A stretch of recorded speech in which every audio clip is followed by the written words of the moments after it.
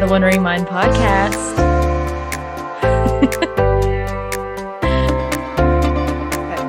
Okay. Good? Yeah. You just had a thing on your, like, covering your entire screen. Oh. On our end. Okay, can you see me now? Yep. We're good. Okay. Mouse is sweet. moved. Okay. Leah, Christine, welcome to the Wondering Mind podcast. Hello. Hi. So excited to be here.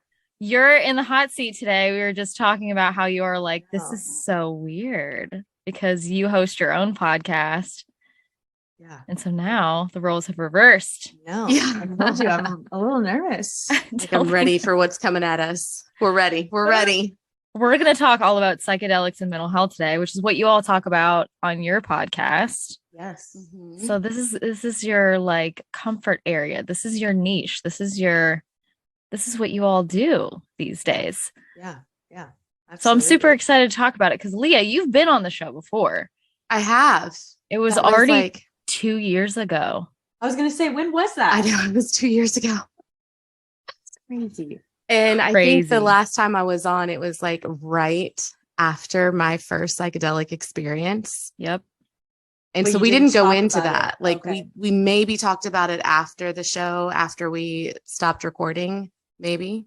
But Mhm. that's not what the focus was. So it's very interesting now to see where it's taken me in the last couple of years. So that's super cool because now we can fast forward 2 years later. Yeah. And we were talking about postpartum with you. And now we have your best friend and co-host with Christine. Hello. Hello. Hi. and we're going to talk all about psychedelics today. And I'm very, Yeah. very, very excited because I've only dabbled a little bit into this topic on the show before. I think I had Greg Ellis on last year. And he's with Weightless Float Center. And we talked a Yeah. little bit about it then as well. But I haven't really like uncovered this topic yet. So Yeah. you two are the perfect individuals to go over all this stuff with. So let's get started. Are y'all ready? Ready. Fucking ready. Ready. Ready as ever. So Mhm. let's just start with your all's mental health journey so that the listeners can kind of get an idea of how you got involved with psychedelics and with microdosing.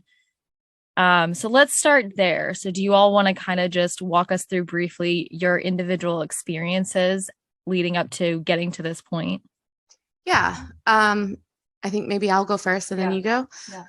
So a couple of years ago, we talked about my journey with postpartum depression, and it was really something that like hit me for several years. It wasn't just I had a baby and it went away after a year. It kind of came and went for several years after. And that was really when I started to realize there was something off with my mental health, with depression and anxiety. And I had never really experienced that before.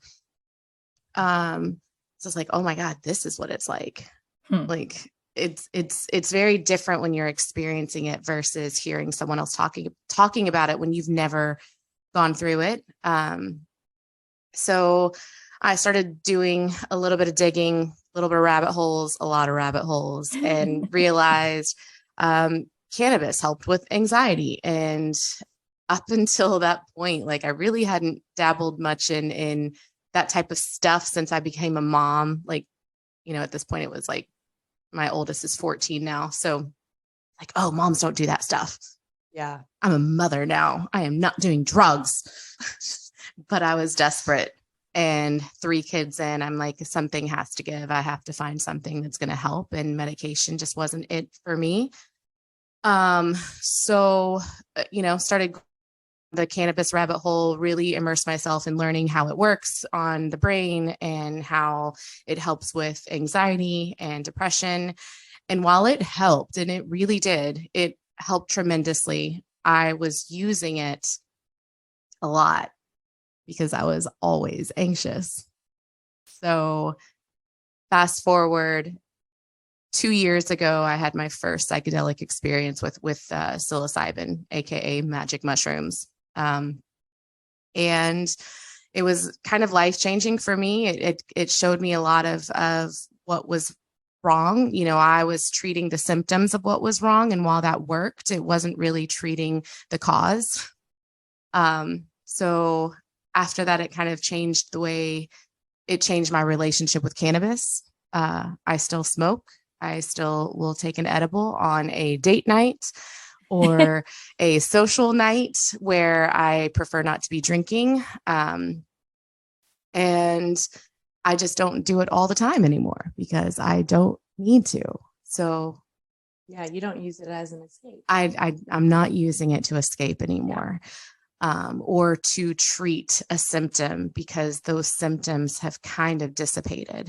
And you've said this in an episode too before, Christine, like I still have anxiety. Like, don't get me wrong. I'm not like healed. I'm not 100% never going to experience it ever again. I am just better at managing it. Mm-hmm. And it's not as debilitating. So whereas before I was smoking, multiple times a week after the kids went to bed to calm myself down, to go to sleep, now I can kind of do that without it. So for me, the catalyst was the magic mushrooms, was the psychedelic experience, because it taught me how to really go with the flow of life and let go of things that I couldn't really control, which was huge for my anxiety. I think especially with a lot of people who struggle with anxiety, it's really this fear of not being able to control the outcome of a situation. And because I was able to let go of that fear and just kind of sit back and say, you know what, whatever happens, happens, and kind of go with the flow of it, the anxiety started to pull back and lived in the back of my mind and not the forefront of my mind. So it was really a transformation that I just couldn't stop talking about. And that's where Christine comes in. So all of this is kind of right in the middle of COVID. June of 2020 was the first time I had experienced this. And when did we meet up for lunch? It was 2022, January, February. Yeah. January. I remember. So like, yeah, almost it was a year and a half later. Christine and I had been friends for 8 years. Yeah. And we talked a little bit on and off during COVID, just kind of chit-chatting, seeing where we were. And then we met up in person in January. Yeah. You want to take over? Yeah, I'll take over. Man, but that was good. Wow. You hit all the points. Version. No. So kind of a rewind. I grew up in a really chaotic home. So I always thought I always knew I had anxiety. I never knew until recently that I had depression, because I thought depression looked a certain way. Mm-hmm. And it was the can't get out of bed, can't do anything with your day. But I wasn't like that. I still was very, did everything I was supposed to do, but just kind of had this mindset of, this is how my life is always going to be, and this is how I'm always going to feel, and I deserve all of this, whatever bad things happen to me. But yeah, just grew up in a very chaotic environment, so I struggled with things that I felt like I couldn't control. So that's kind of where the anxiety stemmed from. And, just kind of what Leah said, went on medicine for anxiety, and still didn't like the way that medicine made me feel. So I got off of it, but just kind of had this mindset of, well, this is how it's always going to be. And then the pandemic hit, and Leah and I were both business owners and went through a lot during the pandemic, and, being entrepreneurs. And so I really, really quietly struggled. And I started to get sick, physically sick. So everything that I suppressed now started to come out, showing up on my body with rashes. And I was getting, I had a UTI for like a year and a half. It was pretty terrible. And all of these doctors are trying to figure out what the symptoms are, but no one was getting to the root issue of maybe why all this stuff was happening. So I ended up closing my business and felt very lost and like I didn't have a purpose, because I thought my purpose was serving other people. And now that I didn't have that, what would I be good at? What would my worth be? And luckily, I won a giveaway with Leah. Leah makes bracelets, and I won one of her giveaways. And her and I met for lunch, and I saw her, and I'm like, holy shit. I don't know if you can swear. Yes, please. I was like, holy shit. I'm like, you look so good, but it wasn't just like, she looked great. Her body looked great. But it wasn't just that. It was, she glowed, and there seemed to be this inner peace about her. And I was just like, what the fuck are you doing? Like, you look amazing. And she was like, you know, I did a large mushroom trip. What was it? A year and a half ago? Before that, maybe 2 years. Yeah. And I think I had ended up doing a second one before I met with you. Right. So two in 2 years. Right. And she was telling me all about it. And I had never smoked pot. And so I'm like, what? I mean, a very normal reaction, but also I was very curious. Because I was somebody who, you know, did take edibles, did go to therapy, did try to be on anti-anxiety medicine. I was always searching for the answer, but I don't think I ever found the right answer or the right thing for me. And I do think that therapy helps a little bit, but I think that, you know, people who grow up with extreme childhood trauma, I think that you need to do consistent therapy for a very, very long time to get to the root of a lot of those issues. And so I met with her, and I'm like, I'm so curious about this now. Went home, did a lot of research, talked with my fiance about it, and we both just kind of learned about it. And we're like, why doesn't anybody talk about this? This is incredible. And this is, you know, very against, we were the dare generation. So very against everything that we got taught. Right. Oh God. So it breaks your brain a little bit. It does. But then I'm also, you know, Leah and I are 3 5s. We're experimenters on our human design. And so I'm like, fuck it.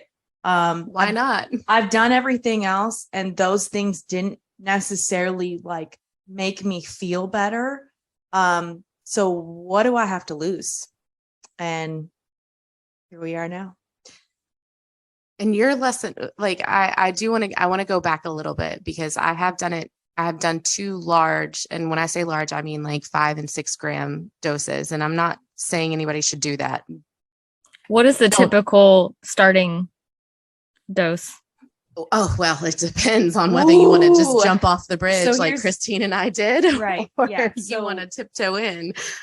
Yeah, it depends what your intention is. Huh. So that's the big thing, and we talk about using these things safely, right? And having an intention and having, you know, kind of a goal with this, and having a guide, and having someone with you who knows. But for us, we kind of had this like, all right, let's just fucking dive in, you know. But we did. I would say it was like an educated dive. Yeah, we did a lot of research before we did. So you weren't blindly diving in. Yeah. You had done a lot of research, but still, I guess it still can't particularly prepare you for. No, it can't. And again, me struggling with control. Yeah. You do a large heroic dose, you have to surrender to it, essentially. And that's something that, you know, after I took the mushrooms, I had a hard time surrendering to, because I thought that, you know, that was like my safety net, is being kind of a control freak about certain things and not wanting to feel chaotic, where that kind of takes the rug out from under you. But once I just kind of let go and let it be, I had an incredible journey where, pretty much long story short,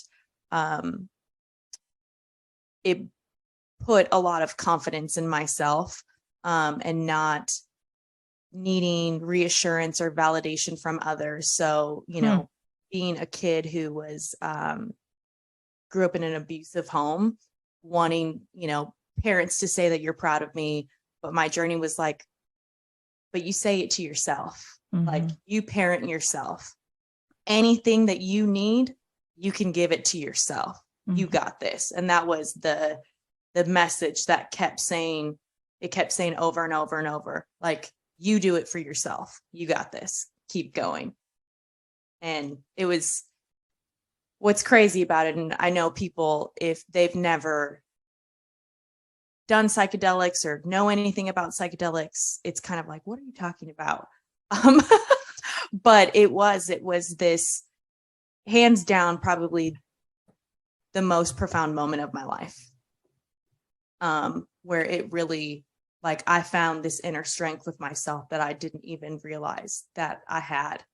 And I was like, all right, like, I can do anything I want to do, and I can, anything that I need, I can give it to myself. So that was kind of the big thing that stuck out in my journey. So you asked earlier about dosing. Can we go into that a little bit? Okay. So in the world of psychedelics, you'll hear, especially now, if you're in this space or if you stumble upon it, there's a lot of talk about microdosing. And then there are macro doses, and then there are heroic doses.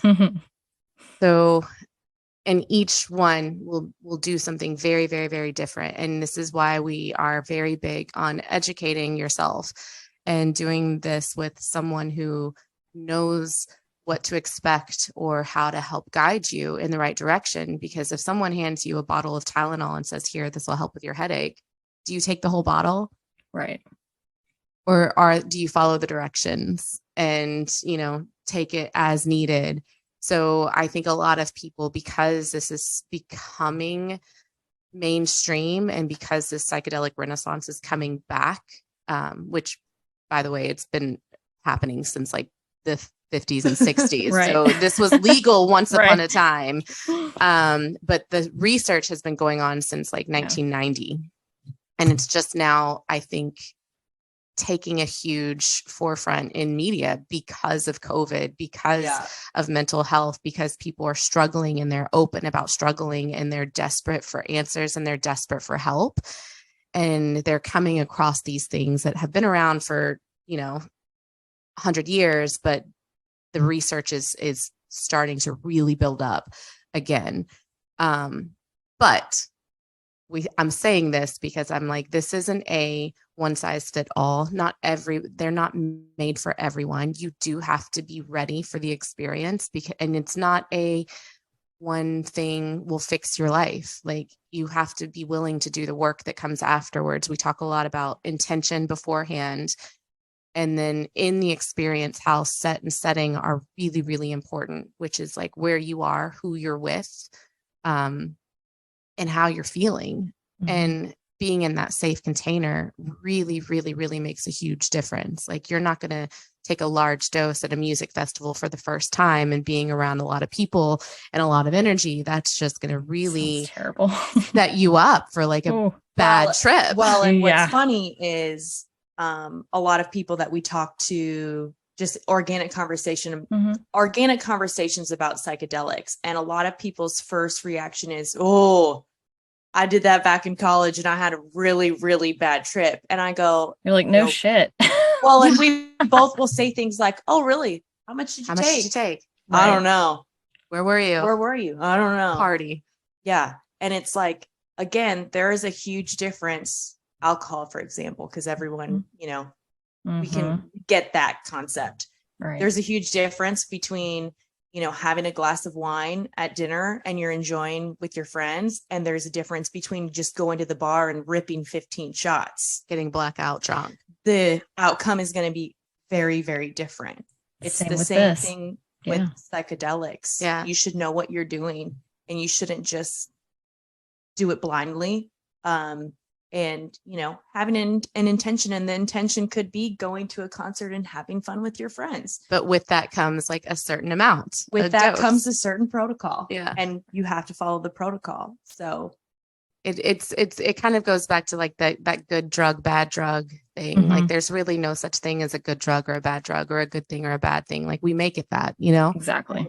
So, I like the alcohol thing, because you can have like a glass of wine and it's totally fine. You're going to probably do it again and again, and the experience and the outcome aren't horrible, horrific.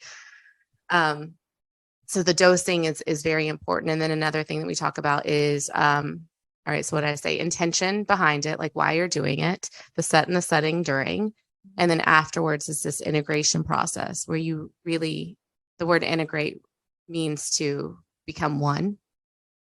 So it really means to take what you learned from your experience and apply it to your life, and really try to live by that, which is much easier after a psychedelic experience. And I feel like we're going in a million directions and a million tangents, but that's just that's what happens with this space. So all of those things are important. So a microdose is going to be a very small amount, 1/10 to 1/20th of a normal dose. Like, a lot of people are talking about microdosing now, and they microdose daily or every other day. And it's there's a protocol to it. You shouldn't do it every day, because your body builds up a tolerance to psychedelics very, very quickly. So you might take something one day, and then the next day you take it, and it's not going to do anything for you, because your body is already working to work with Recognize that it. Yeah. Yeah. So, which is another thing I want to talk about. These are not addictive substances. They're not addictive at all. And it's not even something, after a very large experience, you're like, "Whew, I'm good for a while." I think one of the misconceptions is that we are replacing alcohol or replacing SSRIs with mushrooms or with psychedelics. And it's really not that at all. These are like a once a year thing.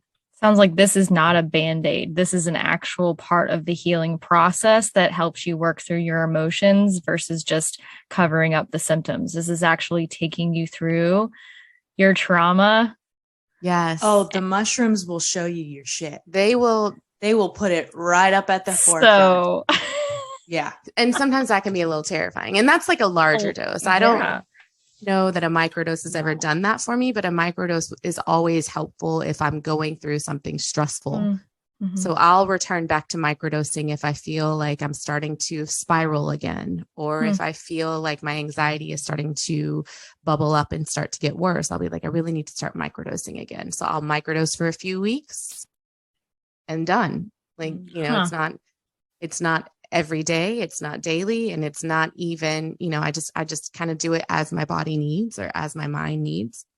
And there's no side effects, it seems like, with this, as opposed, since it's plant-based, it's completely holistic, as opposed to someone who, like me, who takes a antidepressant every single day. I cannot just do that as needed or come off of it right away, because my body's going to freak the fuck out and have a lot of side effects. Well, and then the other thing too is, oftentimes with SSRIs is after a while, you up the dose, right? Yeah. Because it stops kind of working. Yeah. Yeah. Where with this, it's the exact opposite.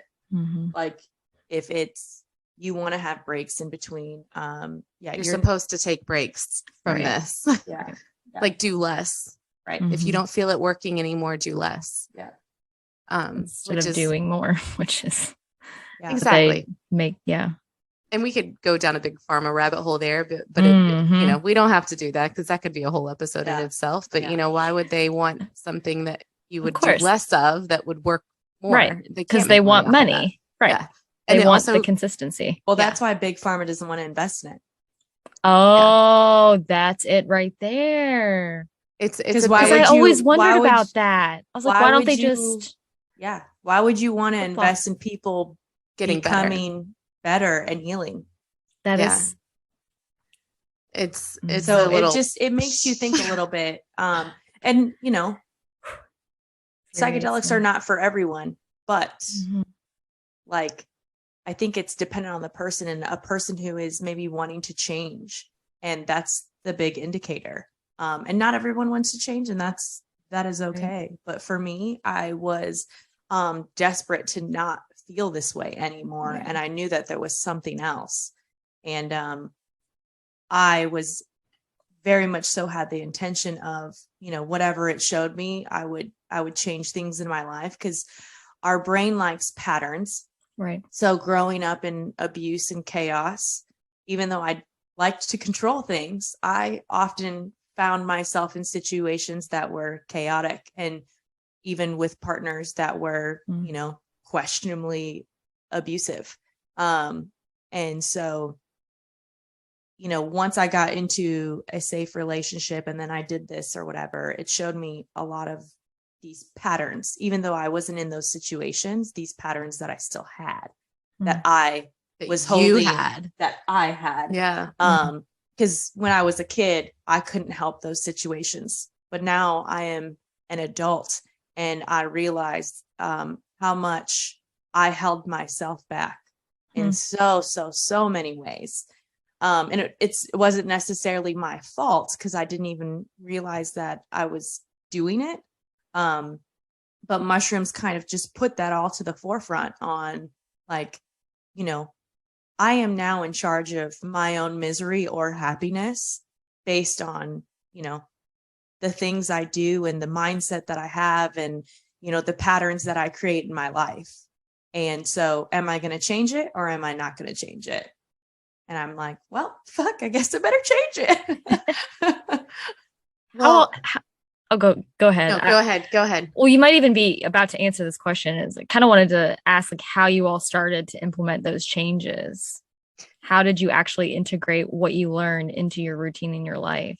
So can I take this one? Yeah. Because I kind of wanted to talk about a little bit for the listeners that you have who have no idea what the fuck we're talking about. Because it is confusing. It's a lot to unpack. It's a lot to uncover and discover. So I will try to give like a simplified version of the way that they work on your brain. Oh yeah. Do it. Yeah. Because that's how the patterns start to change. Okay. I see. Everybody has a default mode network. Mm-hmm. It is at the front of your brain. It is how you make decisions. It's how you function in life. And that's why we find ourselves stuck in these situations, or recreating patterns from a childhood that feel uncomfortably comfortable. Like by choosing someone, it's a little uncomfy, but you're choosing someone who reminds you of something toxic from your childhood, because it's what you know. It's what you know. It's what and you're even used though to. You don't like it, it feels comfortable because it kind of fits into that pattern that your brain recognizes as this is what you've always done, So someone told me this story, and this is the best way to describe what a default mode network is. Let's say it's this man walking down this dirt road, and he's trying to get to a destination, and there's like a hole in the road with mud in it, and he walks through and he falls into the hole, and he's like, dang it. But he keeps going, and every day he does this walk, and the hole keeps getting bigger and bigger, but he keeps doing it because it's all he knows, and it's the only way he knows how to get to where he's going, right? So he's just like, I'm just gonna, I'm gonna keep doing this. This is just how it is now. This is the hole. It's going to keep getting bigger. It's going to keep getting rained on. The puddle's going to keep getting dirtier. And then finally one day he's like, no, I'm going to go around it. So that is like how you can change the patterns that you are creating in your life. But that doesn't happen easily. It doesn't happen until psychedelics enter, and they kind of erase that default mode network. They take away all those patterns, and they let you make a new pattern. They allow you to respond instead of react. Like you're able to piece things together. And it's as simple as, we've talked about this in one of our episodes, but I'll give this example. I have abandonment issues from my dad. And every time my husband would go to the grocery store, if we were fighting, I would get triggered. Those abandonment wounds would get triggered. And even though he's just going to the grocery store, He's leaving me. He's like, why are you leaving? We're fighting and you're just going to leave me? And You're he's just like, gonna- we need groceries. You're just gonna go get eggs, Right. And we're fighting. Yes. What? But I was able to make this connection, like take a step back, and instead of like getting angry, being like, you know, asking myself like, why does it bother me so much when he goes to the grocery store? He does it every week.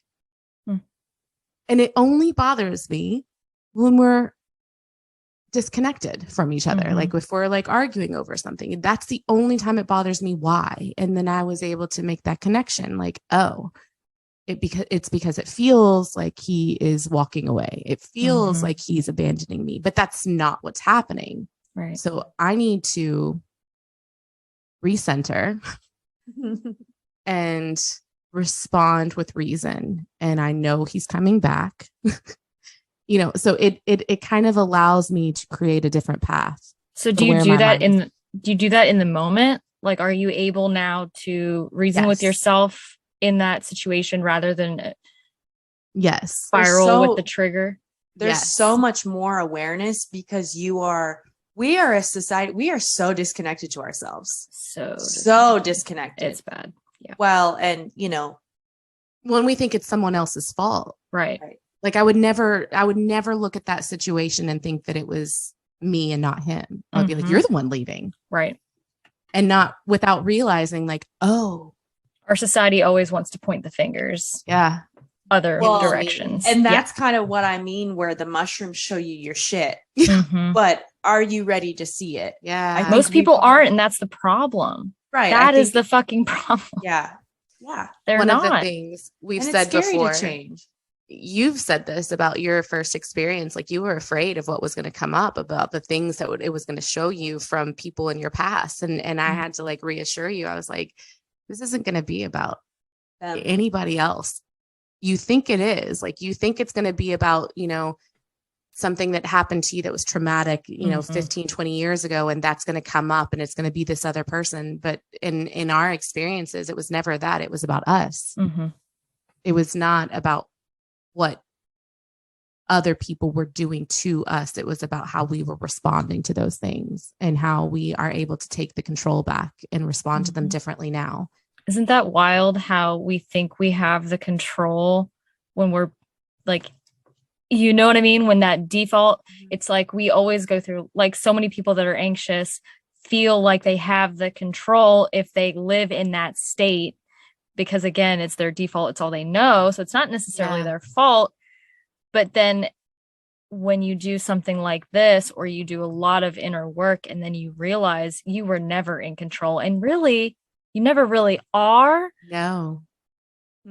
That's yeah. And when people say, you know, we talk a lot about mental health more now. And when people say, well, you know, depression runs in my family, anxiety runs in my family. I was always somebody who said alcoholism runs in my family. Where now I say, no, trauma runs in my family, which led to addiction problems, which led to depression and anxiety, or shopping addiction. Addiction is not just abusing alcohol, drugs. Addiction can be addiction to a lot of things, overworking, to not face certain things.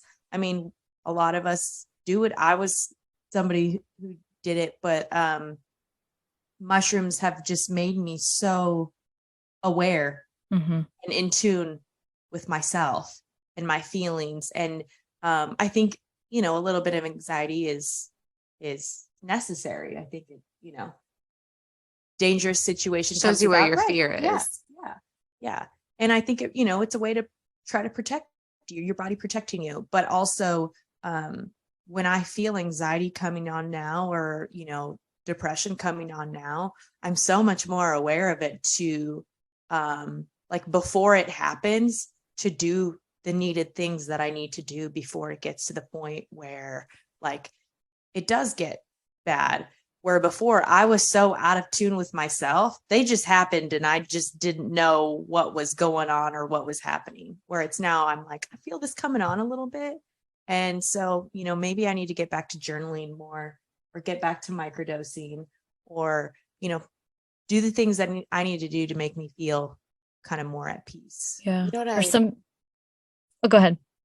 I think one of the best ways to describe it, and it kind of goes along with what you're saying in the process of letting go, is it allows us to slow down. Mm-hmm. Yeah. And stop before we react and think about how we want to respond to something. And it's kind of like what you're saying, like, the anxiety is still there, but same thing, anxiety is fear of the unknown. So you're not constantly living in that fight or flight. Yes. Yeah, so that's the difference. You can look at the situation with like this bird's eye view and say, well, what am I afraid of about this situation? Am I afraid that, this is going to happen? Is that realistic? Or am I just afraid that I don't know what's going to happen? So it allows you to take a step back. And I do think, with the depression that was on and off, and I don't know if this is what you feel or what you felt. I never knew I was depressed again. I would pull myself out and be like, oh, finally, I fixed it. And then I wouldn't know I was depressed again until I was already depressed. Yeah. Right. And there was nothing I could do at that point. It was never a subtle walk into depression. It was almost like, fuck, just I'm hits depressed again. Yep. How did it this creeps happen? up on you? Yeah. How did I miss this? Mm-hmm. Well, that's where it's different now. Yeah. Because the reason I did my second trip is because I could feel myself slipping away from myself. I could feel it. I could sense it. I could tell that I was starting to spiral over situations that normally hadn't made me spiral in a very long time. So I was like, I'm slipping from myself. If I don't do something about this right now, I'm going to end up in a very depressive episode again. Mm-hmm. And before it's too late, I want to pull myself out of this. So that was one of the reasons I did another journey. And that was almost exactly a year ago. It just slows things down enough that you are aware of what's happening around you and you're aware of yourself in these situations. And I think my husband is the one who said it, like, quiets the noise in your head. So I think isn't that what we're all trying to do? Absolutely. That's why we choose our negative coping mechanisms in the first place. Yeah. Whether we consciously are aware of that or not, that's right. What we're doing. We're just trying to quiet the noise. Even when you were talking about like the grocery store. Yeah. That is like the Leah's inner child. Yeah. And so, another thing that we both have worked on doing is realizing, okay, is that like 34-year-old Christine or is that little 8-year-old Christine? A lot of people don't understand that concept. Right. Yeah. And what does that little 8-year-old need right now? Mm-hmm. And whatever she needs, I'm going to give it to her. Nobody else is. I'm going to, because, having that expectation that, as a kid, a mother and father oftentimes, for me personally, didn't meet those needs emotionally. Okay, but now I'm an adult and now I can do that for myself emotionally. So being able to right, being able to recognize like, okay, this is like 6-year-old me talking, and what does she need? And like parenting your inner child.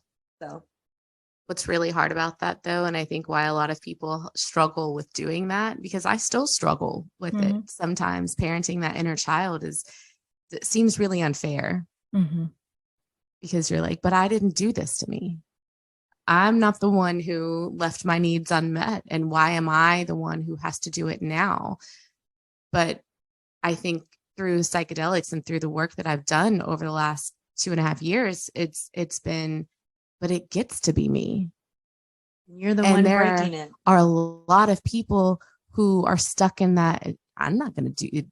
I shouldn't have to be the one that does that. But I'm like that. You're doing yourself a disservice by doing that. You're not hurting anyone. You're just neglecting yourself just the way that they were. Yeah. And that was my second experience, my second large mushroom trip. That was what came up for me was realizing that as much as I had abandonment wounds and abandonment issues, I was abandoning myself every time I didn't give myself what I needed, waiting on someone else to give it to me because I'm not the one who fucked up, you know? It really kind of puts the ball in your corner, and you've got to be ready to be the one to take the lead. And I think that that's where a lot of people are afraid to do that. Yeah. Because we want someone else to fix it. We want someone else to do it for us. The quick fix. Yeah. We don't want to think about the trauma. We don't want to think about our emotions because it doesn't feel good. Yeah. People like expect that life, you're supposed to feel good all the time. And like, that's not how it is. But you can feel better than the lowest of lows that you usually feel if you're willing to put in a little bit of work so that you don't ever fall back to that place. Or if you start to get triggered, you don't fall, start to spiral. Like, you can prevent that. Yeah. But there's never a way to completely get rid of that. That's just not how life is. So people think that that's what they're striving for, and that's the destination that they want to reach, and it doesn't exist. Like that perfection, that perfect life. And I'll be the first to say, like, as much as my world now is immersed in psychedelics and it's helped my husband get sober, like, we are not perfect. Like, we still have our back and forths. Life still happens. But we are both able to fix it and communicate before it spirals the way that it used to. Yeah, you just become more equipped with other tools and resources, just like when you go to therapy, or when you journal, or when you work out. Like, there are so many different resources that you can utilize for your healing journey or for your mental health journey to sustain your state. So that when you are thrown those curveballs, you don't spiral and you don't freak out and you don't react. You're able to do what you were saying, where you can be self-aware in the moment and be like, all right, what is really going on? How should I handle this? I want to handle it this way instead because I don't want to make things worse, which will then make me spiral. So it's just an added layer that you have to help you kind of navigate through those moments. Because you're always going to have like curveballs. That's right.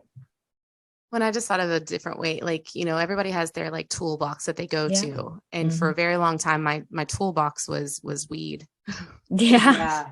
My husband's toolbox was alcohol, Yep. Like we had our tools to help us get out of our heads. And now I really feel like after doing the psychedelics, like, I'm not always reaching for that tool. I'm like, what it did was it filled my toolbox up with a lot of other things that helped me. Self-awareness, empathy for what the other person is going through, communication. Like, it added so much to my toolbox that I wasn't utilizing before, or maybe it just reminded me that they were there. Yeah. I don't want to say it gave it to me. It just reminded me that they were there. Like, you have a voice, use it. You always have those tools. It's just whether you're willing to access them or not. Or whatever is the easier one to reach for, I think. Well, the healthier ones per se, then. Like, you always have the healthier ones within you. Yeah. It's just a matter of, would you rather go the easy and quick route, or would you rather do a little bit more work and access the stuff that's a little harder to get to? Well, but nothing worth having isn't worth the work involved. Boom. So Exactly. It's been a lot of work. We've done a lot of work. It's a lot of work. Couple of years. I feel a lot of people, some people put in a lot of work and they do all the things, but they might not have done psychedelics or gotten into this world yet.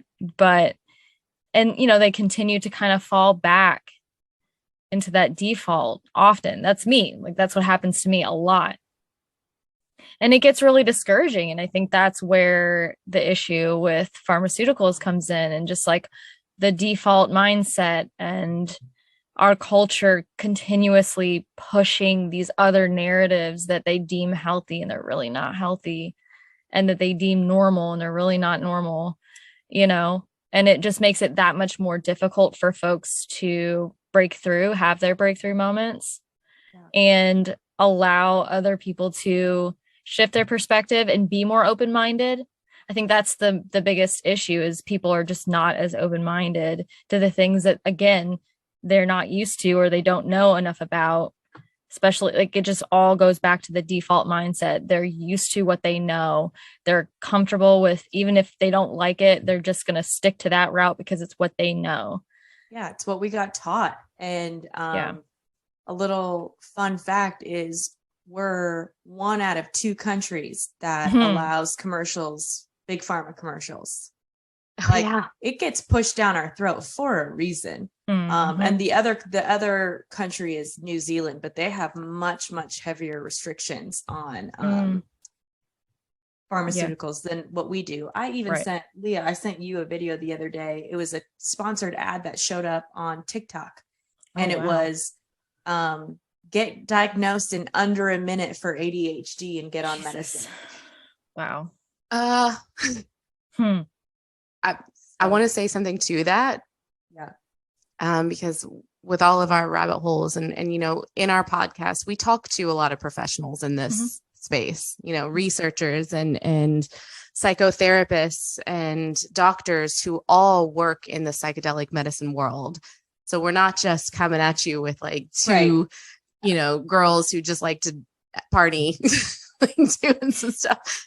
But one of the things that we keep hearing is a lot of these mental health disorders, ADHD, bipolar disorder, addictive personalities, borderline personality disorder, they are all around trauma. Oh, yeah. And narcissists too. Like they are narcissists because of the trauma that they went through. So those are just symptoms. Those are not your diagnosis. Like it's interesting to hear all of this, because ADHD, like having trouble sitting still or having trouble focusing, like a lot of times that's what our body is telling us to do, because it doesn't want to focus on what was going on at that time. Like that's a default mechanism that we were taught. Well, and like to add to that, with depression, we were always taught it's a chemical imbalance. It's a chemical imbalance. And it's not anymore, is what I've read recently. Yep. Yeah. That study just came out in July, which we've talked about that before, but it's, when that's what you've been told for so long, it's really hard to like hear something and be open to something that's completely different. Kind of scary too, because they shove that shit down your throats. Right. They're like, this is it. This is what it is. This is and a lot of people take that on as their identity. Yeah. Right. I was a DARE winner. Like, you won at DARE? I won the DARE program. I didn't know you could win at DARE. I didn't either. Yeah. So I had a speech and I was like, drugs are bad. Like, you did a speech? Yeah. That's what it was. Oh my God. I had turnaround of that.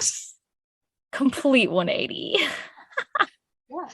I wanted to make a t-shirt one time that was DARE, but it meant something completely different than like, we should do that. Yeah, but that was like educate yourself or something completely different, because really it is about like educating yourself on these substances and what they do, including pharmaceuticals. Oh yeah. Not just, Schedule I psychedelics. Because, something we talk about in our podcast that's legal is ketamine. It's a Schedule III drug. And there are lots of ketamine clinics popping up and lots of psychiatrists and therapists learning more about it because they can utilize it in their space, because it's a legal form of it. It's not technically a psychedelic, but it kind of does the same work around the default mode network. It's a dissociative. So okay. Yeah. For anybody who is like, oh my God, they're just doing Schedule I drugs. Like, no, there are lots of places that you can do these things and do them legally and do them safely, and clinical trials everywhere. And there's several places here in Louisville that offer ketamine treatments. I'm gonna have to look into that. Well, and to like further break your listeners' brains, we're on the right track where MDMA, psilocybin, all of these things, LSD will be legal and forms of therapy. Yeah.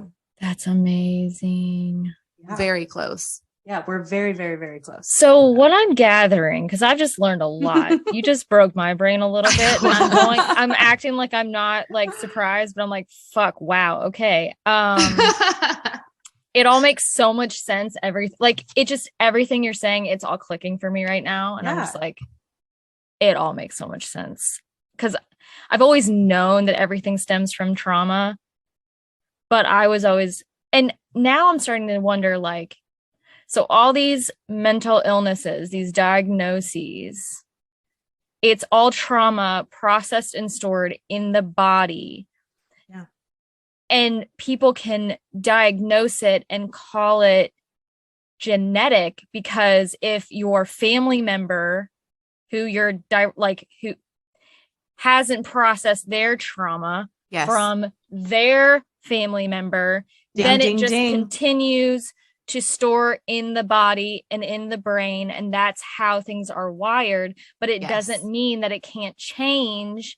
And it doesn't mean that it's permanent. It just means that it's shown up that way. So it's reverting to the default in everybody's brains and bodies and whatnot, and just being passed down, hence generational trauma. That's literally what it is. That's literally exactly what it is. Correct. Mind is blown. Remember, let me take it a step further. You know, my husband's an alcoholic. His father was an alcoholic. He didn't grow up with his dad. He didn't even know his dad, his real dad. But he used to say, like, I'm an alcoholic because my dad runs in my family. It's genetic. Very black and white way of thinking. And, you know, I could say the same about mental health, like depression runs in my family. That's what I've been saying. Yeah. And but they are saying now, like, there are no genetic markers for alcoholism. There are no genetic markers for depression and anxiety. It is just a coping skill that was passed down, or a lack of a coping skill that was passed down. So when my husband used to say this about his dad, I'm like, you can't say that. It's not that black and white. It's not that simple. I think what happened along the way is you weren't given healthy skills. You weren't taught healthy ways of coping. Your dad drank, so you drank to escape, because you weren't taught anything else. What can be genetic, and this is where I try to explain this to him, what can be genetic is the way that your body processes alcohol. That can be genetic. You know, if whiskey does something to your body that vodka doesn't, like, that can be something that's passed down genetically through your parents or through their parents, you know, but the way that you're choosing it, that is a choice. You are choosing to drink that bottle. That's not genetic, and you cannot blame that on your parents. So since he didn't grow up with his dad, and he wasn't in that environment of seeing him get drunk all the time and be like that. So how? Oh, I see where she's going. I do see where you're going with that. So how was he able to mimic that? Like, it's like copy paste almost. So how? Well, he didn't. This is kind of you could have two children grow up the exact same way. Their parents one could be an alcoholic, one can be struggle with depression their entire childhood. And then not both kids will end up drinking. One kid might never touch it again. That was my dad. My dad never touched alcohol because his dad was killed by a drunk driver. But he chose something else to cope that wasn't healthy. So in my husband's case, oh, sorry, go ahead. He had addictions. Okay. They were very different than alcohol.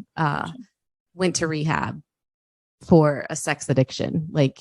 He just went a different way. But in my husband's case, you know, he grew up with a single mother who struggled with anxiety and depression and was highly medicated and still is.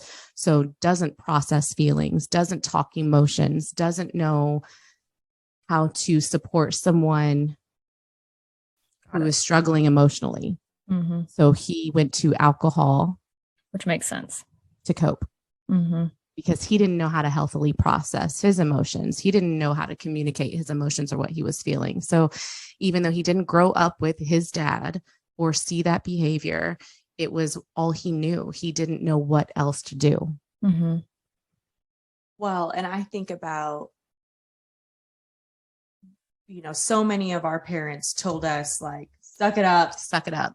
you're It's not that big of fine. a deal. It's not that big of a deal. We didn't talk about our feelings. We, didn't even talk about like boundaries or, so both Leah and I became huge people pleasers. Oh, And- yeah. Yeah. and Part of that club. So, Mhm. right. But it is, I see it differently now. It is our parents who had not healed themselves having children, and kind of whatever they were struggling with, it affects those around you. Yeah. Including your children. And, you think you're okay, and then you have children, and they will show you your biggest triggers for sure. And I think that, Leah and I have realized, like, we have to like work on ourselves to not put our shit on our children. But I think most of us grew up with a lot of parents who, had some shit. Mhm. They didn't know how to process. And, it's not necessarily their fault, because we didn't get taught, but now They didn't know, so we we're- didn't know. right. But now we're learning the tools, and we're trying Passing to do them better. along. Right. Yeah. But it's the same thing with, Leah's husband. It's the same thing. My dad was an alcoholic and was abusive, but so was his dad, Mm-hmm. and his dad, Mm-hmm. and his dad. Hmm. And Wow. so at that point, like, I'm like, oh shit, like, I got to be the one to like end this. And even though I've never been an alcoholic and never, struggled down that road, I struggled down different roads. Like, I went to other things. So, and it wasn't necessarily addiction, but it was unhealthy coping mechanisms. And so it could be addiction. It could be, constant anxiety. It could be constant depression. It could be being angry. I mean, it could go in so many different ways. Yeah. So, yeah. So why did you all decide to start a podcast? I mean, this is, because it's tricky too with your topic, because again, it's like a tippy toe subject. I mean, kind of, but so after I did, I've only done one heroic dose of mushrooms, by the way. And that was literally a little over 6 months ago. wow. But when I did this, I was like, holy fuck, like this has changed my life. And I just got super into it. And I think Leah was like, so, she wanted to talk about this. And I'm like, I want to talk about this. This is too profound to sit on and not share with people. And I think it's really important with this type of stuff. We do not claim to be experts in any means. We are learning a lot from the people that we interview, and they are experts. And they are experts in the things that we've read, and that has been amazing. But also, I think that there is a lot of importance in just sharing your story. And I think there's bravery in sharing both Leah and I's childhood story, and how we struggled as adults, and how we struggled as moms, and that there is another side to this, and it can get better, and there is healing, and maybe everything that we got taught on like the route to take, maybe there are alternate routes. Yeah. I think we're very lucky. Yes. That her and I are in the positions that we are in. We're both business owners, and we don't have anybody to answer to. Yeah. We both have very supportive partners who are totally fine with us sharing what we're doing.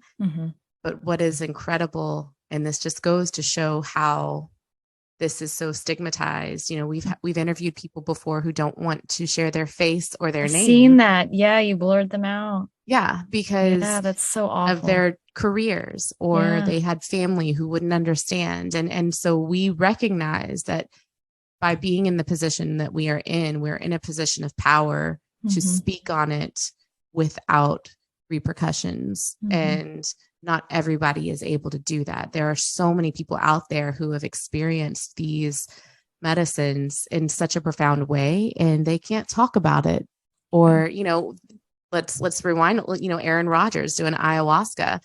He sat on that forever before he was, he just came out a couple of months ago and said he had done an ayahuasca trip, but sat on it forever because he was he couldn't just because he's talk so about it. Famous. Yeah.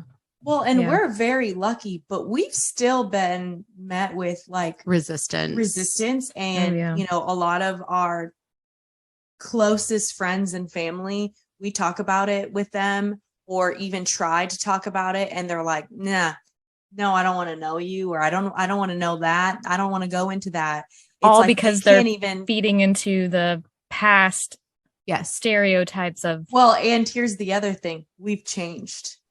It's uncomfortable. And that makes them uncomfy because we are different. Like but it's a good different. Yes. Right. We see it that way. Right. But not, they're not benefiting as much as they used to, I guess, from the ways that they were. For sure. Yeah. And also they're not in a place where they're able to take a look at themselves.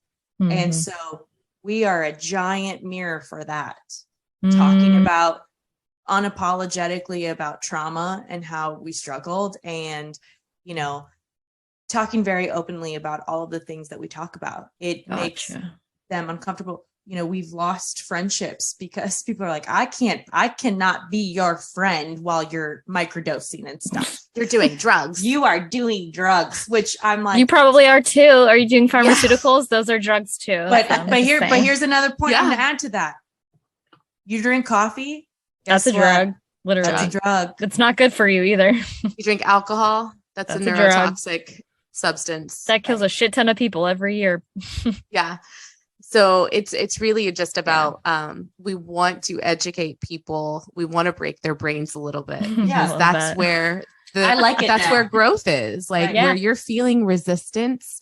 If that's where your fear is, that's where your anxiety is. And if you just push past that and learn something a little bit different, you might find yourself on the other side of that thinking, oh my God, I wish I had known this sooner.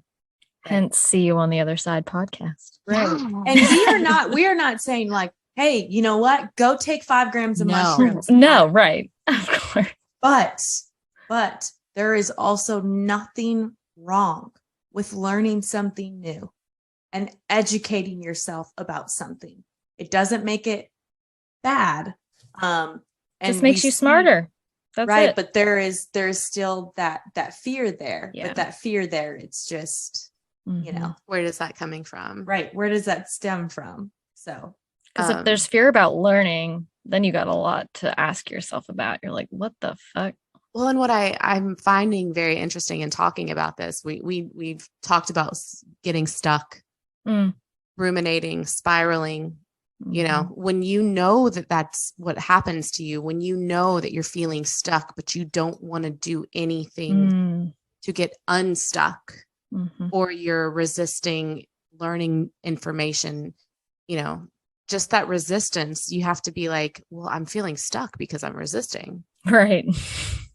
You know, like it's like put those two together and maybe, you know, you could figure out how to get unstuck. That takes awareness. Self-awareness. And sometimes you get to that level of paralysis where you physically, it's just so debilitating that for a few days or maybe even a few weeks, you just physically, like you just don't have the energy. But you're right. If you don't even have the self-awareness to begin with, then it's hard to even recognize like I'm feeling stuck because I'm not taking action. Right. Yeah. It's literally like, I had an integration experience in Sedona a few months ago. Can I talk about this? Yeah. It was literally just a hike. Oh, It was nice. a hike. Oh, is that but- when you went with your husband? Yes. Oh my God, that But looks so beautiful. through that hike, you know, integrating doesn't have to be just about psychedelics. Like integration is a word that you use to combine anything.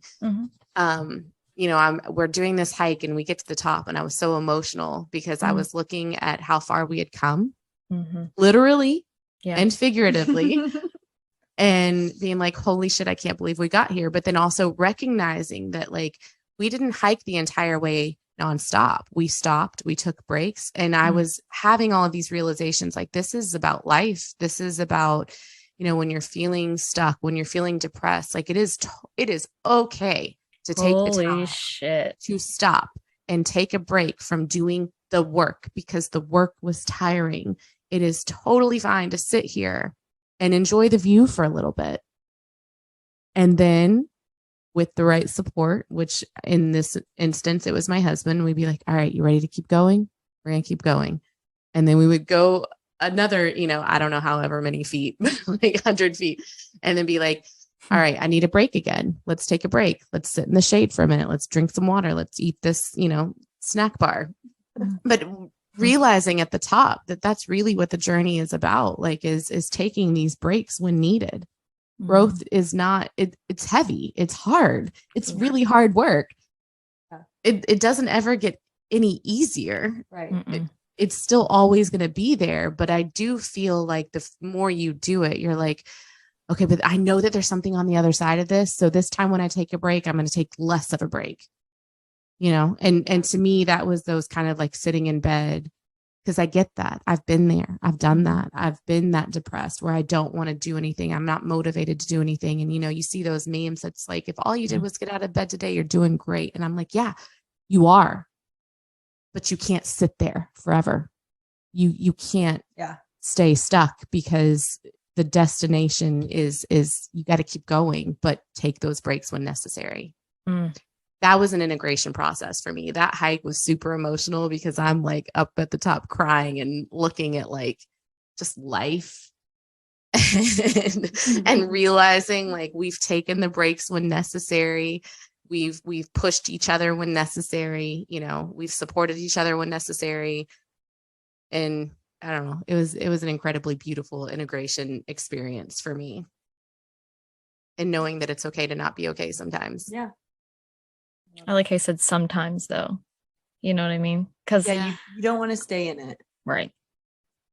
You can't stay stuck in it. Yeah. Because at some point, like, again, that's where that self-accountability comes in. No one's going to save you. Yeah. But you can save yourself.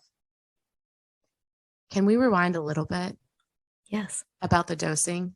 Yeah. We never got to say that. Oh, yeah. Sure. Like, I don't want to like leave this without saying like the microdose, the macrodose, and the heroic doses. There are several books, and you know, we post about them on our Instagram, and several documentaries that are even on Netflix now, and a lot of them are extremely entertaining that kind of talk about what we are talking about. If you want to learn more, if you want to go down the rabbit holes, those are a good place to start. But microdoses are such a small amount that you should not feel anything. A macro dose or a museum dose is something that like we would do for fun. Like we did go to a couple of music festivals or concerts where you take like 1 gram or 1.5 grams, and a microdose is like 0.25 grams. So like you're really not feeling anything, but 1 gram is enough to make you feel like, oh my gosh, this is so amazing. Like I can be social. I don't have social anxiety, but I'm also not drinking. So I'm not going to wake up tomorrow hungover, but like the lights are beautiful and the music's awesome. And the people I'm around, I love so much. Like it really just puts you in like a really incredibly beautiful headspace. And then the doses that we're talking about that have been once a year for me have been heroic doses. And those are usually 5 grams or more. And those are intense. And that is not something you do for fun. That is not something you do at a music festival or out with friends or a party. It is a very, very introspective dose. And if you take that much in a different type of setting than you know, Ours was like alone with a guide, knowing what we were about to walk into, knowing that we were about to go very deep into our subconscious minds to fix something. You can't do that outside of that type of setting and expect to have a very good experience. It's very rare that that happens. That's the show you your shit dose. That's the that's a show you your shit dose. We're going to the other side. We're on this side right now. We're going over here now. Like, yeah. We're about to figure out that we're our own problems. and that's another thing too, is some people, they say, oh, you know, I had a really bad trip. And maybe they took that amount and then went to a concert. And so the mushrooms were showing them their shit. They just weren't in the right headspace or the right setting to see it though. Right. Well, that's why it was terrible, because it wasn't matching up. And you know, and they're and I don't like to say that they're bad, but there can be journeys where they're very hard because they are showing you the things that like you are doing to yourself to sabotage yourself. And that person may not be ready to see that yet. So we've had a couple people where, they weren't ready for it. So psychedelics are not for everyone. They're not a fun drug. Right. It can be. I mean, no, they can be. But if you know, if you're not ready to see that, then it's going to take you on a ride. Well, we also talk a lot about how, like, no matter what the intention is, like you can set an intention before going into a larger dose. You know, sometimes that's not what's going to happen. They're going to show you what you need, and what you think you need may not be it. So, that part, and that can throw somebody off. Yeah, that me off. Ties into that control thing. You know, you're going into, you're like, all right, I'm going to learn about this. I'm going to figure this out. And then you're like, what the fuck is this? Right. That's exactly what it was.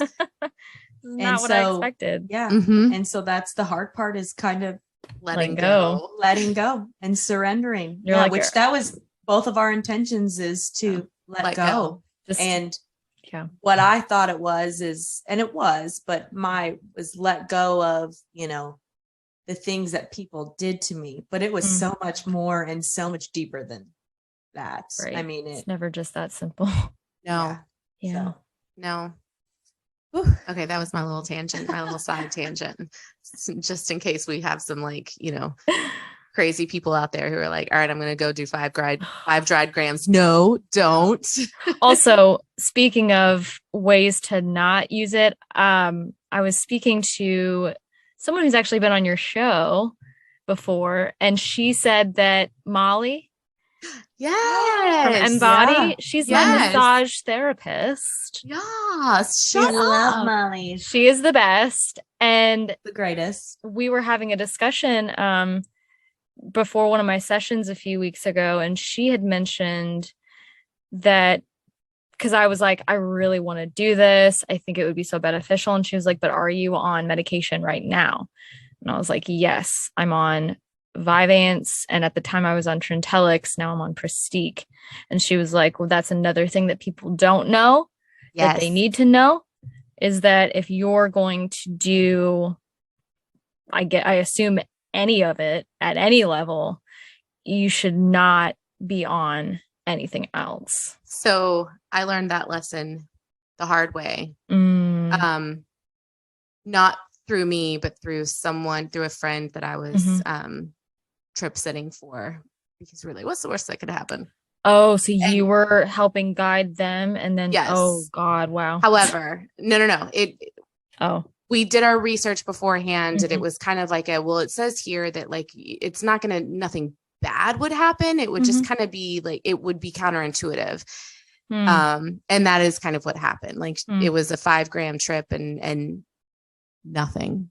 I'm like, how really did I come out of that with nothing? Like, without any type of, like, she saw auras and stuff like that, but it wasn't as introspective as what I had done or what I had seen do. So I did learn that lesson the hard way. And then I kind of started going down the rabbit hole of why. And so it makes sense. Explain why. Because if you're on the medication, it's kind of like blocking certain receptors, and it's like, it has your brain programmed a certain way. Yes. And if the trip is supposed to like break through that, so it psilocin, which is the compound in psilocybin that actually works to allow you to have these experiences, is very, very similar to the serotonin receptor. It looks very, very similar to what the serotonin molecule looks like, not the receptor, the molecule. So does SSRIs. That is what they are doing. They are bonding to that serotonin receptor because, as you said earlier, these studies have just now come out that like a lack of serotonin is not what causes depression, but they are giving you serotonin reuptake inhibitors because they're like, here, the more serotonin you have, the less depressed you'll feel. But these studies now are like, actually, it has nothing to do with serotonin. So anyway, these medications bind to that receptor. And that is what psilocin is trying to also do, is bind to that receptor. The biggest difference, and one of the reasons I have realized like medication is not for me, is because that only binds to that receptor as long as you're taking it. It doesn't mend it. It doesn't fix it. Whenever you come off of those meds, it is no longer binding to that receptor. That's why it's important to come off of them slowly and wean yourself off, not all at once. So whenever you don't have something bound to that and you take psilocin or psilocybin or magic mushrooms, and even LSD is very similar to the serotonin molecule, they are kind of fitting in there almost more perfect than an SSRI, like that fake serotonin molecule. They fit in there like a puzzle piece and they stay there. Shut up. So it's not Wait, they stay there? That's why you haven't had to do it for... Yes. That is why it is not something you take every day. That is why it's not something you do. It's more something you do as needed. Yeah. So when people, it's always interesting when people lack information about it and they're like, oh, you do mushrooms. Like we do it like we drink like 2 pots of coffee a day. It's not like that. There's just a lot of misinformation around it. And they're doing, studies on, like ketamine and mushrooms helping people with Alzheimer's, dementia. It's not just traumatic brain injuries with like athletes. Because it's also going in there and creating more neural pathways and connecting parts of your brain that haven't been connected in a very, very long time. So not only are we talking about these drugs, which I call them medicine, but like we have data and science and research on our side for sure. And this has been something that has been a sacred practice for thousands upon thousands of years. I mean, mushrooms, Eric from Sanctuary Church thinks that mushrooms are in the Bible. Yeah. And a lot of people think that. A lot of people think that. Yeah. And I think that too. But it's like it's not new. Right. The information is just new to us because our culture doesn't want us to know about it. Especially to Western medicine. Because I think before it was like an indigenous like practice. It was a sacrament. Well, that makes sense too. And now we have the research, we have the technology behind it. We're able to break it down molecule by molecule and see what it's actually doing. And for a society that's like data driven and result driven, I think that that's necessary and it's important. It solidifies and validates. Yeah. And it answers those questions that people have, and it changes the narrative and allows people to understand that this is safe. This is healthy. This is really, really good for you. Yeah. Better than SSRIs, because again, an SSRI, it's a Band-Aid. It's just another form of I would say a coping tool, to be honest. It can just be a healthier form of it in a sense, because for me, I'm using it as like a stepping stone almost to like allow myself to train my brain in the process while I'm using it. Yeah. And then eventually I want to come off of it. and I want to do this. I But think that they can have a purpose. a purpose. For what you're doing for a time. For a time. Yeah. I think that we are a society that is overly dependent on them because we don't want to feel. Yes. And I think that it can be okay for a time period, but I think ultimately we have to learn how to feel things. Yes. To agree more. Forward. I don't know if you've gone down the rabbit hole of SSRIs and how they work. But they also block empathy. They block your empathy receptors. Tell her. Well, they don't block mine, but sometimes I wish they would.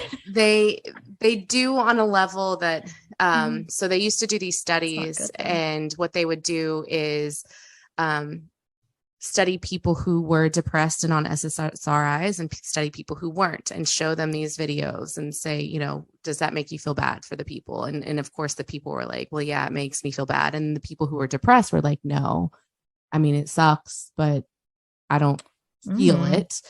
And then they realized several years later, like they were doing these studies on people who were medicated, not unmedicated.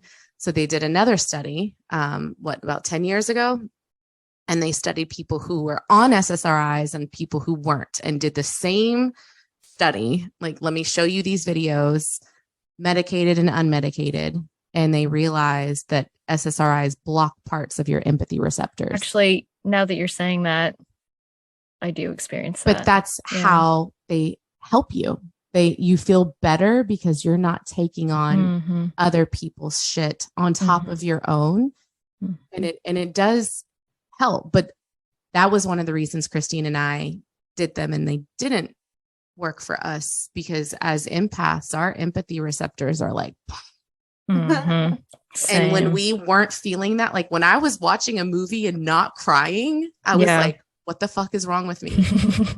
I would be sobbing in a corner, and now, like, I mean, yeah, it's sad, but why am I not feeling what I normally feel from this? Well, even you said once, it's like Jason was gonna go out and drink, and you're like, meh. Oh, yeah. It really numbed me to the things that used to like really invoke a lot of feelings in me. You know, with his drinking, I got to a place of numb where I was like, it is what it is. And that's, to me, looked better than being depressed. But that's not. Ooh, you know what I mean? It's like almost another form of depression. It is another form of depression. It's like a dissociative, like, I'm just gonna like not think about that. You know, it is what it is, and this is just what it is now. So and one of the things that I do love about psychedelics and what I have done, and the drugs or the medicines that I have done, is they strengthen that empathy. Like, I am on mushrooms, and I'm like, I feel incredibly empathetic towards everyone, and it lasts. Like, I come out of it and that feeling lasts. It doesn't go away. But is it too much, or is it? No, not now. No. Because I know how to harness it. That makes it. I know how to, we both kind of, we know how to set boundaries now. We know how to take breaks when we need to. We know how to not let other things affect us the way that they used to. Right.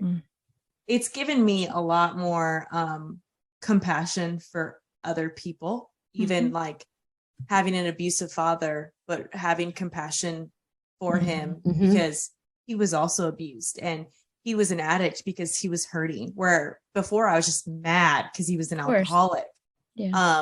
So definitely having compassion for other people, but also having compassion for myself, and having true, like, man, like, you really went through it and you survived, and you had very limited tools, but like, I'm so proud of you that you're here now. Like, and you've kept going. And, you know, where before I wouldn't have really seen myself in that light. I was very, very harsh on myself, and that's having empathy on yourself too. Having more empathy for right. And that's yourself. Yeah.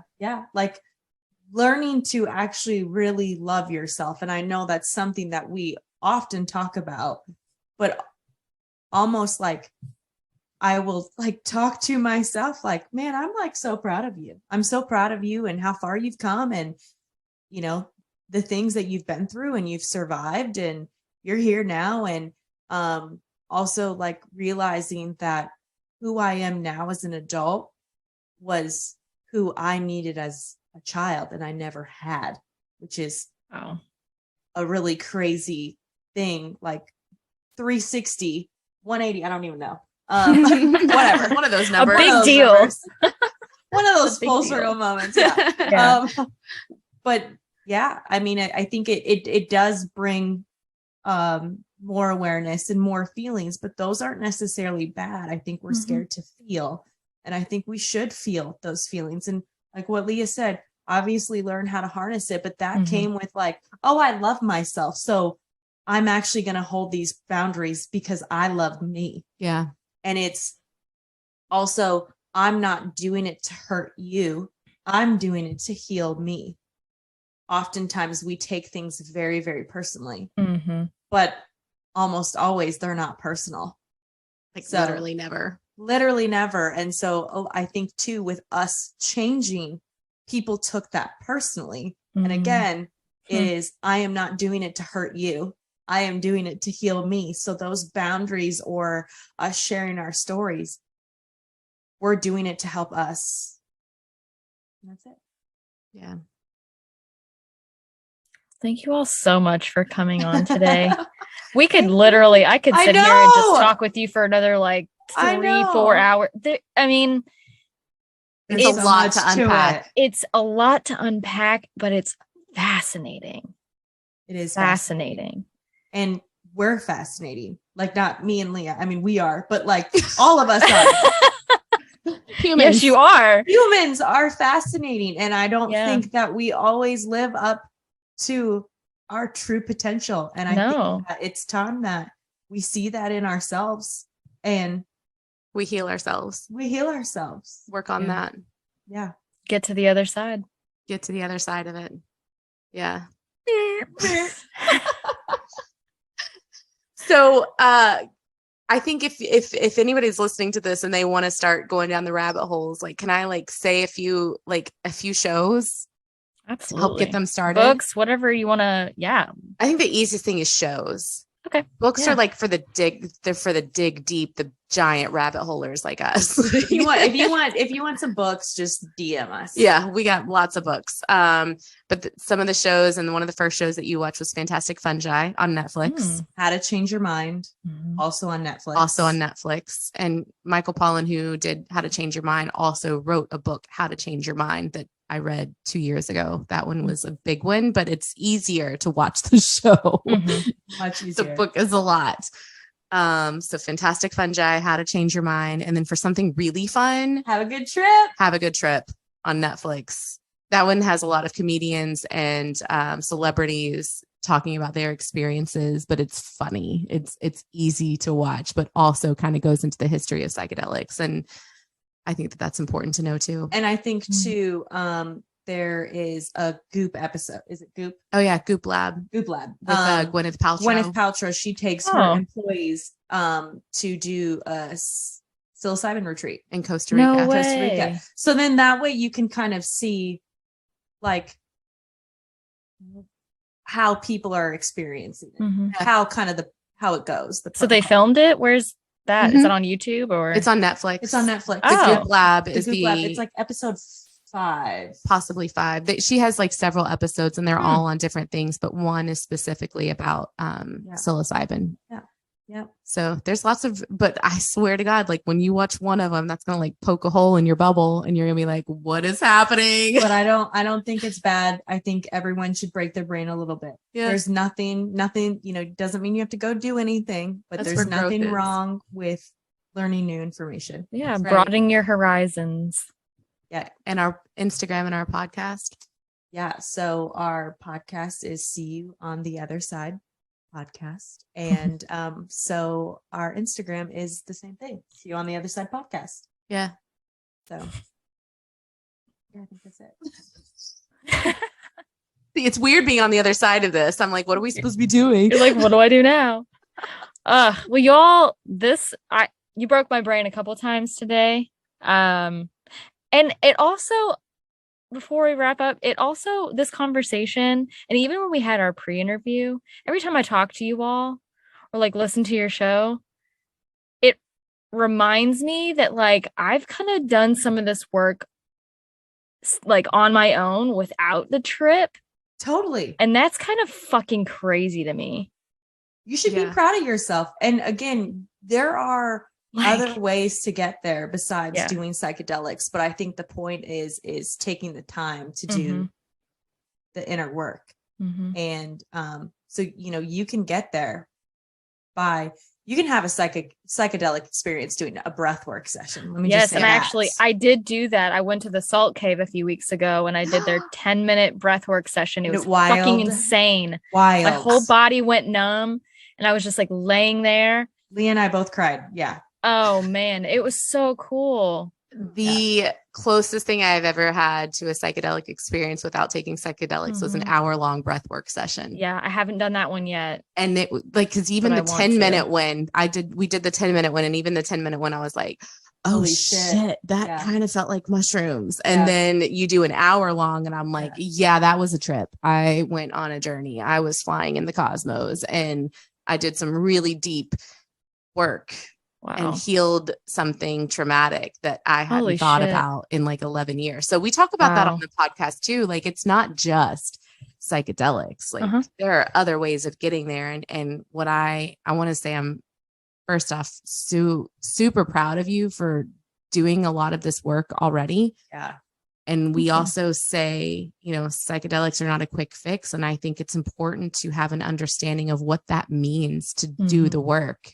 Because if you don't know what that means, you're not going to be able to utilize them in the way of healing that talk about. Like, you have to understand what it means to do the work. So you're the facilitator. Psychedelics are the catalyst. Yeah. But there can be another catalyst. It doesn't just have to be psychedelics. Yeah. But the cool thing about psychedelics, though, is that it does physically start to heal.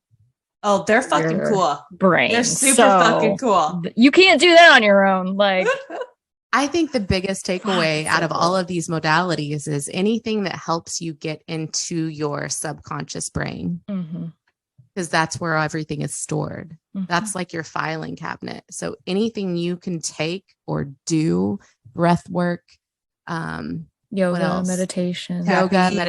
Yeah. Any of those modalities that are made to help you get into the subconscious part of your brain, that's where the healing lies. That's where psychedelics take you quickly.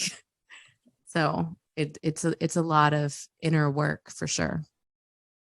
Okay, that's all I have to say about that. Again, I could just talk to you all about this for so long, like blowing my fucking mind. Thank you for having us so on and for sharing, because we're just trying to help get some information out there. We want everybody to be we want people to heal. We want you guys to heal and feel good. Absolutely. And I want to open my listeners' minds up and let them share. And I'm also just so grateful that you all started your show, because this is something, again, that people have been researching for a very long time. But as a society and as a culture, we have definitely slid it under the rug and tried to forget it, that it's there. And the more I do on my healing journey, and the more I start to learn about this, the more I realize just how important it is. So what you all are doing is also extremely brave and really, really vulnerable.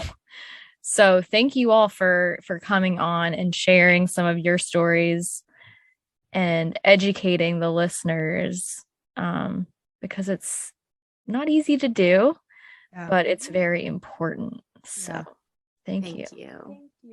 Yeah. Do we just all become best friends? Yes, oh my goodness. Oh. All right. All right. And I want to thank the listeners. I always thank you all for tuning in to another episode of the Wondering Mind podcast. The show would be nothing without you. Keep wondering and maintain your brain. Until next time, that's it. We're done here. We're done. Thank you.